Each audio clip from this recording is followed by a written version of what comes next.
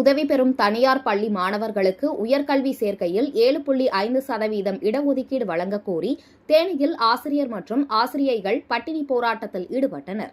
தேனி மாவட்ட தமிழ்நாடு அரசு உதவி பெறும் தனியார் பள்ளி ஆசிரியர் அலுவலர் கூட்டமைப்பு சார்பில் இன்று பட்டினி போராட்டம் நடந்து வருகிறது. தேனி பங்களாமேடு பகுதியில் நடைபெறும் இந்த பட்டினி போராட்டத்தில் மாவட்டத்தில் உள்ள சுமார் 30க்கும் மேற்பட்ட அரசு உதவி பெறும் தனியார் மேல்நிலைப் பள்ளிகளில் பணிபுரியும் ஆசிரியர்கள், ஆசிரியைகள் மற்றும் அலுவலர்கள் என சுமார் 300க்கும் மேற்பட்டோர் பங்கேற்றுள்ளனர். அப்பொழுது திமுக அரசின் தேர்தல் கால வாக்குறுதியான 332 குறிப்பிட்டுள்ளபடி 7.5% இடஒதுக்கீட்டை 10% உயர்த்தி அரசு உதவி பெறும் பள்ளி மாணவ மாணவிகளுக்கும் உயர்கல்வி சேர்க்கையில் 2.5% உள்ஒதுக்கீடு வழங்கக் கோரி முழக்கங்கள் எழுப்பப்பட்டது. மேலும் நிதியுதவி பள்ளிகளில் நியமன ஏற்பளிப்புகளுக்கு இடையூறாக இருக்கும் அரசாணை 165 ரத்து செய்ய வேண்டும்.